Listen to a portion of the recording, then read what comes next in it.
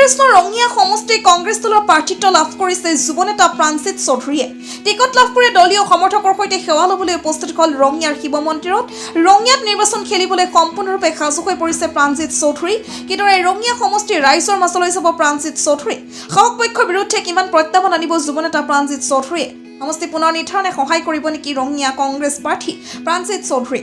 ৰঙিয়াৰ পৰা মইনুল হক ৰিপৰ্ট, সংবাদ 365।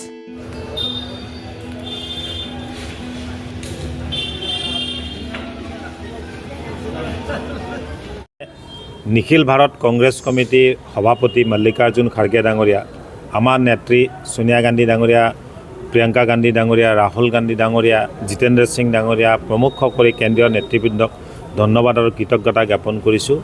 অসম প্ৰদেশ কংগ্ৰেছ কমিটিৰ সভাপতি সাংসদ গৌৰৱ গগৈ ডাঙৰীয়া, বিৰোধী দলৰ দলপতি দাৱব্ৰত শইকীয়া ডাঙৰীয়াৰ লগতে অসম প্ৰদেশ কংগ্ৰেছ কমিটিৰ জ্যেষ্ঠ নেতৃবৃন্দ সকলোকে ধন্যবাদ আৰু কৃতজ্ঞতা জ্ঞাপন কৰিছোঁ। আৰু বিশেষভাৱে যাৰ সহায় নহ'লে আজি এইখিনি অৱস্থালৈ মই আহিব নোৱাৰিলোহেঁতেন, জিলা কংগ্ৰেছৰ বিষয়ববীয়া, ব্লক কংগ্ৰেছৰ বিষয়ববীয়া, মণ্ডল কংগ্ৰেছৰ বিষয়ববীয়া, বুথ কংগ্ৰেছৰ বিষয়ববীয়া, যুৱ কংগ্ৰেছ, NSY, মহিলা কংগ্ৰেছ আৰু সেৱা দলৰ বিষয়ববীয়া আৰু কংগ্ৰেছ কৰ্মীসকলক মই ধন্যবাদ আৰু কৃতজ্ঞতা জ্ঞাপন কৰিছোঁ। আৰু তেখেতসকলৰ সহায় সহযোগিতাৰ কাৰণে আজি কংগ্ৰেছ দলৰ আমাৰ 23জনীয়া যিখন প্ৰাৰ্থিত্ব তালিকা ঘোষণা কৰিছে তাত আমাৰ নামটো 31 নং ৰঙিয়া বিধানসভা সমষ্টিত সন্নিৱিষ্ট হৈছে।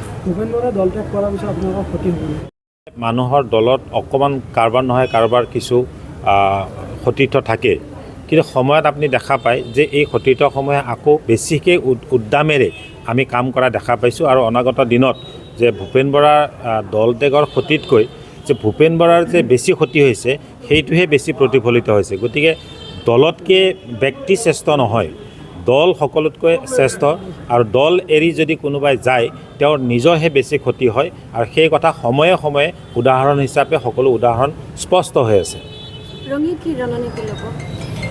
আমি এইবাৰ অসম প্ৰদেশ কংগ্ৰেছ কমিটিৰ সন্মানীয় সভাপতি গৌৰৱ গগৈ ডাঙৰীয়াই এখন বৰ অসমৰ সপোন লৈ, যিখন বৰ অসমত সকলো জাতি জনগোষ্ঠী সকলো সম্প্ৰদায় নিৰ্ভীকভাৱে নিজৰ কণ্ঠস্বৰ আৰু সামগ্ৰিকভাৱে অসমখনৰ বিকাশ নতুন প্ৰজন্মটোক আগুৱাই নিয়াৰ কাৰণে যিটো প্ৰচেষ্টা, এই প্ৰচেষ্টাত যতি নপৰাকৈ কেনেকৈ ৰঙিয়া বিধানসভা সমষ্টিটোক আমি আগুৱাই নিব পাৰোঁ, এইকাৰণে মই এইখিনি কথা কৈছোঁ যে যোৱা 10টা বছৰে বিজেপি দলৰ চৰকাৰ থাকিলে। গুৱাহাটীৰ পৰাই ৰঙিয়া প্ৰায় 60 কিলোমিটাৰ দূৰত্ব। ৰঙিয়া সমষ্টিত এখনো হস্পিটেল নহয়, ৰঙিয়া সমষ্টিত একো এটা কাম নহয়, কিন্তু অন্য সমষ্টিবিলাকত হৈ থাকে।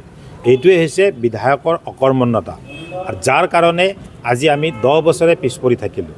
এইবাৰ আমি বিচাৰিছোঁ যে 2026 চনৰ পিছত বিধানসভা নিৰ্বাচনৰ পিছত 126টা বিধানসভা সমষ্টিৰ মানুহে বা 125টা বিধানসভা সমষ্টিৰ মানুহে ৰঙিয়াৰ উন্নয়ন দেখি যাতে ক'বলৈ বাধ্য হয় যে এইবাৰ ৰঙিয়া বিধানসভা সমষ্টিৰ বিকাশ হৈছে, উন্নয়ন হৈছে।